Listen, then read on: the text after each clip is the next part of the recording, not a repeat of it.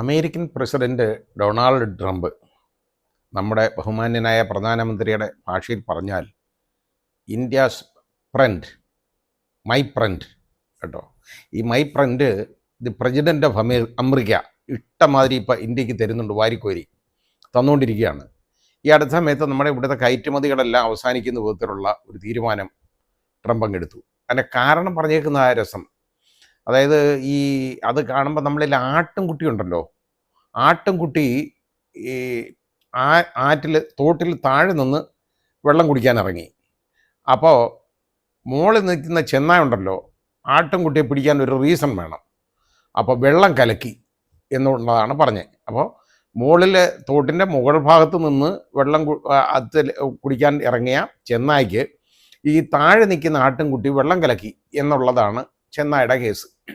അതാണ് ഇവിടെ ട്രംപിൻ്റെ കേസും. അത് വളരെ അതിശയകരമായ ഒരു കാര്യമാണ് അതിൽ പറയുന്നത്. അതായത് ഇന്ത്യ റഷ്യയിൽ നിന്ന് എണ്ണ വാങ്ങിച്ച് അത് സംസ്കരിച്ച്, ക്രൂഡ് വാങ്ങിച്ച് അത് സംസ്കരിച്ച് വലിയ വിലയ്ക്ക് വിറ്റ് ലാഭം ഉണ്ടാക്കുന്നു. ആ ലാഭം ഉണ്ടാക്കുന്നത് കൊണ്ടാണ് ഉക്രൈനെ റഷ്യ ആക്രമിക്കുന്നത്. അതുകൊണ്ട് ഉക്രൈൻ റഷ്യ യുദ്ധം നിർത്താനായിട്ട് ഇന്ത്യ അവിടുന്ന് ഓയിൽ വാങ്ങാൻ പാടില്ല. മനസ്സിലായി? എളുപ്പമല്ലേ? വാങ്ങുന്നെങ്കിൽ മൊത്തം അമേരിക്കയിൽ നിന്ന് വാങ്ങിച്ചോണം. ഇതാണ് ട്രംപിനുണ്ടായ ഉത്തരവ്. ഏതായാലും നമ്മുടെ വിദേശകാര്യ വകുപ്പ് അതെടുത്ത് ദൂരെ കളഞ്ഞു. അങ്ങനെ ഒരു നല്ലൊരു തീരുമാനമെടുത്തു. ഞാൻ വിചാരിച്ചു മൈ ഫ്രണ്ട് അത് അങ്ങനൊന്നും തീരുമാനിക്കുകയല്ല, അവസാനം ഇതെല്ലാം അങ്ങ് സഹിച്ച് റഷ്യയിൽ നിന്ന് ഓയിൽ വാങ്ങുന്നത് നിർത്തും എന്ന് വിചാരിച്ചു. എന്തായാലും അത് നിർത്തിയില്ല. കാരണം ഇന്ത്യക്ക് വലിയ ലാഭം ഉണ്ടാകുന്ന ഒരു കാര്യമാണത്. എന്നിട്ട് എന്താണെന്നറിയോ, ഇന്ത്യ ഇതുപോലെ കാശുണ്ടാക്കുന്നത്, പണം ഉണ്ടാക്കുന്നു, അതൊരു പ്രശ്നമാണ്. ഇന്ത്യ പണം ഉണ്ടാക്കുന്നു, അതുകൂടാതെ റഷ്യക്ക് അവിടുന്ന് പണം കിട്ടുന്നു, ക്രൂഡ് ഓയിൽ വാങ്ങിക്കുന്ന വില കിട്ടുന്നു. അത് കൊണ്ട് ഈ ഉക്രൈൻ്റെ യുദ്ധം അവസാനിക്കുന്നില്ല. ഇതാണ് റീസൺ പറഞ്ഞത്. ഏതായാലും നമ്മുടെ കയറ്റുമതി അമേരിക്കയിലുള്ള ഒരുപാട് സാധനങ്ങളുടെ ഏതാണ്ട് അസ്തമിക്കുന്ന ഒരു രീതിയിലാണ്. പ്രത്യേകിച്ച് സമുദ്രോൽപ്പന്നങ്ങൾ നടത്തിക്കൊണ്ടിരുന്ന കയറ്റുമതി, വൻ കയറ്റുമതിയായിരുന്നു, അത് ഏതാണ്ട് അവസാനിക്കുക. കാരണം എന്തെന്നറിയോ, ഇതിന് 50% നികുതിയാണ് കേട്ടോ. ഇരട്ട ചുങ്കം എന്നൊക്കെ ഓരോ പേരിട്ടങ്ങ് ചുങ്കം ഉണ്ടാക്കുകയാണ്. ഇയാൾ ആരാ മനുഷ്യൻ? നമ്മളൊന്ന് ആലോചിക്കുക. ഇയാളാണോ ലോകം തീരുമാനിക്കുന്നത്? അപ്പോൾ ഈ അമേരിക്കയിലൊന്നും ഈ ട്രംപിനെ കുറിച്ച് വലിയ അഭിപ്രായമൊന്നും അമേരിക്കക്കാർക്കില്ല. അതെനിക്ക് മനസ്സിലായി. കാരണം ഞാൻ കുറച്ച് പേരുടെ അടുത്ത് സംസാരിച്ചതെന്ന് എനിക്ക് മനസ്സിലായതാണ്. അദ്ദേഹത്തെക്കുറിച്ച് അവിടെ വലിയ അഭിപ്രായമൊന്നുമില്ല. കാരണം ഒരു സെമി ക്രാക്ക് എന്നുള്ള രീതിയിലാണ് ആളുകൾ ഇയാളെ കാണുന്നത്. ഇനി അതെന്തോന്നും ആയിക്കോട്ടെ, പോട്ടെ, അതൊരു വിദേശ രാജ്യത്തിൻ്റെ പ്രസിഡൻ്റാണ്, നമ്മൾക്ക് അതിനെക്കുറിച്ച് പറയേണ്ട കാര്യമില്ല. അമേരിക്കക്കാർ തിരഞ്ഞെടുത്തതാണ് ട്രംപിനെ. കഴിഞ്ഞ തവണ തിരഞ്ഞെടുപ്പ് കഴിഞ്ഞു, ജോ ബൈഡൻ ജയിച്ചു കഴിഞ്ഞപ്പോൾ ഈ അധികാര കൈമാറ്റത്തിന് വിസമ്മതിച്ചാണ് ട്രംപ്. അതുകൊണ്ട് ഈ ട്രംപിനെ ഇനി അമേരിക്കയിൽ നിന്ന് അവിടെ നിന്ന് ഇറക്കി, ഈ സ്ഥാനത്ത് നിന്ന് ഇറക്കി വിടാം എന്ന് അമേരിക്കക്കാർ വിചാരിച്ചാൽ കുറച്ച് ബുദ്ധിമുട്ടും എന്ന് തന്നെ എനിക്ക് തോന്നുന്നു കേട്ടോ. വളരെ പ്രശ്നം ഉണ്ടാവും. അത് നമ്മൾ കാത്തിരുന്ന് നമുക്ക് കാണാവുന്ന ഒരു കാര്യമാണ്. ഇനി എന്തോ അതൊക്കെ അവിടെ ഇരിക്കട്ടെ. ഇപ്പോൾ അതൊന്നുമല്ല ഏറ്റവും വലിയ ഒരു അടി ഇന്ത്യക്ക് അടിച്ച്. ഇതെല്ലാം ഇന്ത്യയെ നോക്കിയാണ് ഇയാൾ ചെയ്തുകൊണ്ടിരിക്കുന്നത്. കാരണം എന്താണെന്നറിയോ, ഇന്ത്യ H-1B വിസ എന്ന് പറയുന്നത് അതിൽ പോയേക്കുന്ന അമേരിക്കയിൽ ജോലിക്ക് പോയേക്കുന്ന IT കമ്പനികളിലും എല്ലാം ആയിട്ട് ജോലിക്ക് പോയേക്കുന്ന ആളുകളെന്ന് പറയുന്നത് 71%. ആകെ ഉള്ളതിൽ 71%, ഏതാണ്ട് 65,000 വിസ ആണ് ഒരു വർഷം അനുവദിക്കുന്നത്. പിന്നെ പ്രത്യേക പരിഗണന വെച്ച്, അതായത് കൂടുതൽ വിദ്യാഭ്യാസ യോഗ്യതയുള്ള ആളുകൾക്ക് ഒരു 20,000 വിസയും കൂടെ അധികം അനുവദിക്കാറുണ്ട്. ഈ വിസയുടെ ഫീസ് എന്ന് പറഞ്ഞിരുന്നത് ഏതാണ്ട് 1,70,000 മുതൽ $5,000 വരെയാണ് വന്നുകൊണ്ടിരുന്നത്. അതായത് അപ്പോൾ ഇത് അത്രയും ഫീസേ ഉള്ളൂ. $1,70,000 മുതൽ $5,000 വരെ. സോറി, 1,00,000 അല്ല, $1,700 മുതൽ $5,000 വരെയാണ്. 1,00,000 അല്ല, പറഞ്ഞത് തെറ്റിപ്പോയി, ക്ഷമിക്കണം, നാക്കിന് പിശക് വന്നാണ്. അപ്പോൾ $1,700 മുതൽ $5,000 വരെ ആയിരുന്നു ഫീസ്. അതായത് ഏതാണ്ട് 1,00,000 നമുക്ക് കണക്കാക്കിയാൽ 1,04,000 രൂപ മുതൽ ഏതാണ്ട് ഒരു ഒരു ഒരു 5 ലക്ഷം രൂപ വരെ, 4 ലക്ഷം രൂപ വരെ, 5 വരത്തില്ല, 4 ലക്ഷം രൂപ വരെ ഉള്ള നമ്മുടെ ഇന്ത്യൻ രൂപ കണക്കാക്കിയാൽ അതായിരുന്നു ചിലവുണ്ടായിരുന്നത്. അതൊക്കെ കമ്പനികൾക്ക് വഹിക്കാം, താങ്ങാം. കാരണം ഇന്ത്യയിൽ നിന്ന് പോകുന്ന മിടുക്കന്മാർ യഥാർത്ഥത്തിൽ ഇന്ത്യയിൽ നിന്ന് തന്നെയാണ് ഉള്ളത്. ഏറ്റവും കൂടുതൽ ബ്രെയിനുള്ള IT ഫീൽഡിലെല്ലാം വർക്ക് ചെയ്യുന്നത് ഇന്ത്യക്കാരാണ്.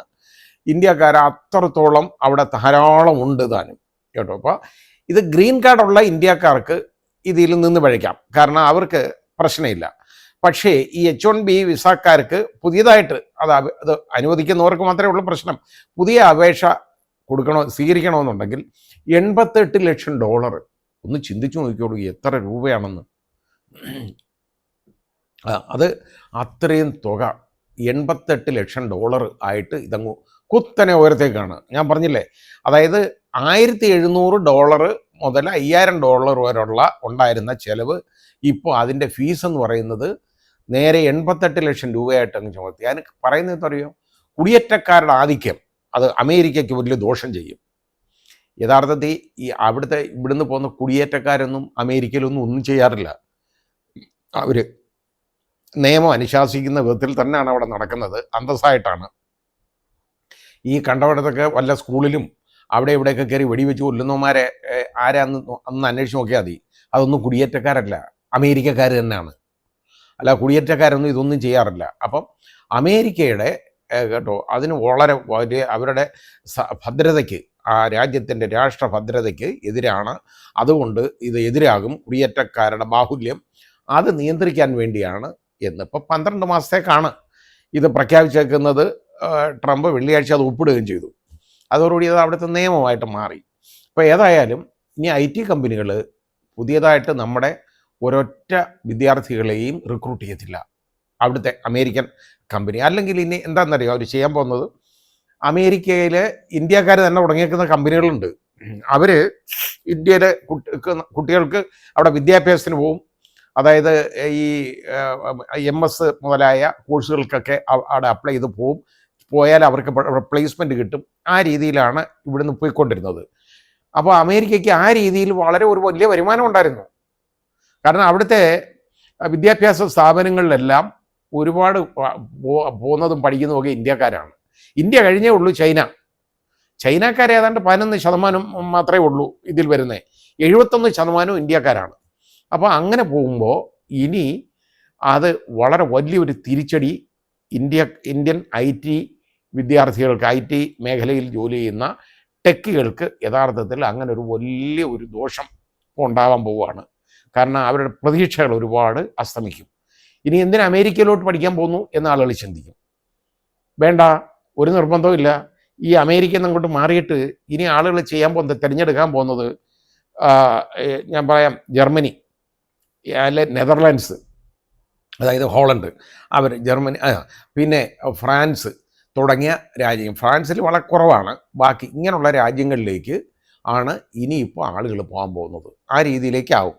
അപ്പോൾ അമേരിക്കയ്ക്കും ഇതുകൊണ്ട് തട്ടുകേടുണ്ട്. കാരണം വൻ നഷ്ടങ്ങൾ അവിടുത്തെ വിദ്യാഭ്യാസ സ്ഥാപനങ്ങൾക്കുണ്ടാകും. കാരണം അവിടെ പഠിക്കാനായിട്ട് വലിയ ഫീസും കൊടുത്ത് മുടക്കി പണം ചെലവ് ചെയ്തിട്ട് നമ്മുടെ ഇന്ത്യൻ വിദ്യാർത്ഥികൾ ഇനി അങ്ങോട്ട് പോകും എന്ന് കരുതണ്ട, ബുദ്ധിമുട്ടാണ്. അപ്പോൾ അങ്ങനെ വരും. മാത്രമല്ല മറ്റ് കമ്പനികൾ, അതായത് വിദേശ കമ്പനികൾ അമേരിക്കയിലേക്ക് ഉള്ള കമ്പനികളിലേക്ക് അവരുടെ കമ്പനികൾ ബ്രാഞ്ചുകളൊക്കെ ഒരുപാടുണ്ടല്ലോ, അവിടേക്കൊക്കെ അയക്കുന്നതിൽ ഇനി എണ്ണം കുറയ്ക്കാനേ ഒക്കൂ. ഇന്ത്യക്കാരുടെ എണ്ണം കുറയ്ക്കുക എന്ന് പറഞ്ഞു കഴിഞ്ഞാൽ അല്ലെന്നുണ്ടെങ്കിൽ 88 ലക്ഷം രൂപ കൊടുക്കണം. അപ്പോൾ ഇത് ഒരു വളരെ വലിയ ബുദ്ധിമുട്ടാണ്. നമ്മുടെ ബഹുമാന്യനായ പ്രധാനമന്ത്രി ഏതായാലും വളരെ സുഹൃത്താണ് അദ്ദേഹത്തിൻ്റെ എന്ന് പറഞ്ഞു. മൈ ഫ്രണ്ടൊക്കെ പറഞ്ഞ് കാര്യമൊക്കെ ശരിയാണ്, കെട്ടിപ്പിടിക്കുകയൊക്കെ ചെയ്യും. പക്ഷേ ഇങ്ങനെയുള്ള അടിയാണ് ഇന്ത്യക്ക് അയാൾ തന്നുകൊണ്ടിരിക്കുന്നത്. വളരെ വളരെ ബുദ്ധിമുട്ടാണ് നമ്മുടെ രാജ്യത്തിന്, നമ്മുടെ രാജ്യത്തിൻ്റെ ഉയർച്ചയ്ക്ക് വളരെ ബുദ്ധിമുട്ടായിട്ടുള്ള ഒരു സംഭവമാണ്. യഥാർത്ഥത്തിൽ ഇത് നയതന്ത്ര തലത്തിൽ ഇതിൽ ഇടപെടണം. ഇത് കണ്ടില്ലെന്ന് നടിച്ച് അനങ്ങാതിരിക്കരുത്. ഇതേപോലെ ഇപ്പോൾ താണ്ട ഈ ഡബിൾ തീരുവ അങ്ങോട്ട് ഏർപ്പെടുത്തില്ലയോ, അത് ഇതുവരെ നമ്മളൊന്നും ചെയ്യുന്നില്ല. അതിന് അമേരിക്കൻ ഉൽപ്പന്നങ്ങൾ ഇന്ത്യയിലുള്ളതിന് ഇതേപോലെ ഡബിൾ തീരുവ അങ്ങോട്ട് ഏർപ്പെടുത്തണം. അതാ വരേണ്ടത്. ആ രീതിയിലേക്ക് ഉമ്മാരുടെ സാധനം ഇവിടെ വേണ്ട എന്ന് വിചാരിച്ചാൽ മതിയല്ലോ. അത് ആ രീതിയിലൊന്ന് ചിന്തിക്കണം. ഇല്ലെങ്കിൽ ഇത് വളരെ അപകടകരമാവും. നമുക്ക് ഇവിടുത്തെ വിദ്യാഭ്യാസ മേഖലയിൽ ഉയർച്ച വേണം. ഈ തനതായിട്ടുള്ള എന്തെങ്കിലും ഒരു സിസ്റ്റം വേണം ആ രീതി. അല്ലെങ്കിൽ ഇവിടുത്തെ ചെറുപ്പക്കാർ ഇനി ജോലിയില്ലാതെ അലയേണ്ടതായിട്ട് വരും. കാരണം ഒരു വലിയൊരു ഔട്ട്ലെറ്റാണ് അവർക്കിപ്പോൾ നഷ്ടപ്പെടുന്നത്, ഇല്ലാതാവുന്നത്. അത് വളരെ ഒരു ബുദ്ധിമുട്ടാണ്. ഒരു വർഷത്തേക്കെന്ന് ആദ്യം പറഞ്ഞു. പിന്നെ അതുപോലെ തന്നെ ഇപ്പോൾ എല്ലാ കമ്പനികളും ഉണ്ടല്ലോ, അവിടെ H1B വിസക്കാർ അവിടെ അമേരിക്കയിൽ ഇല്ലാതിരിക്കുന്ന ആളുകൾ വിദേശ രാജ്യങ്ങളിലേക്കൊക്കെ പോയി അല്ലെ വീട്ടിൽ വന്നവരൊക്കെ 24 മണിക്കൂറിനകം തിരിച്ചെത്താനാണ് പറഞ്ഞേക്കുന്നത്. വിമാന ടിക്കറ്റ് ഇല്ല ഇവിടുന്ന്. എല്ലാ വിമാനങ്ങളിലും ടിക്കറ്റ് ഇല്ലാതായി. കാരണം അതുപോലെ ആളുകൾ തിരിച്ചു പോയിക്കൊണ്ടിരിക്കുകയാണ് അമേരിക്കയിലേക്ക്. കാരണം ഇല്ലെങ്കിൽ അവിടെയൊക്കെ പ്രവേശന വിലക്ക് ചിലപ്പം വരും എന്നൊരു ഭയം കൂടെ ഉണ്ട്. അതാണ് പ്രശ്നം. അത് മാത്രം അതിന് പകരമായിട്ട് ഇപ്പോൾ പറഞ്ഞേക്കുന്നത് മെക്സിക്കോ വഴി നിങ്ങൾ വന്നു, എങ്ങനെയായാലും വന്നേ പറ്റുള്ളൂ. മെക്സിക്കോ വഴി വന്നു കഴിഞ്ഞാൽ മെക്സിക്കോയിലേക്ക് ടിക്കറ്റ് അവൈലബിൾ ആണ്. മെക്സിക്കോയിൽ നിന്ന് റോഡ് മാർഗം പോലും അമേരിക്കയിലേക്ക് പോകാം, പ്രശ്നമേ ഇല്ല. അപ്പോൾ ആ രീതിയിൽ ഇപ്പോൾ ആളുകൾ വളരെ വലിയ തത്രപ്പാടിലാണ്, ബുദ്ധിമുട്ടിലാണ്. ഏതായാലും ഇങ്ങനെയുള്ള ഓരോ തീരുമാനങ്ങൾ ഇന്ത്യക്ക് ഏൽക്കുന്ന വലിയ അടിയാണ്.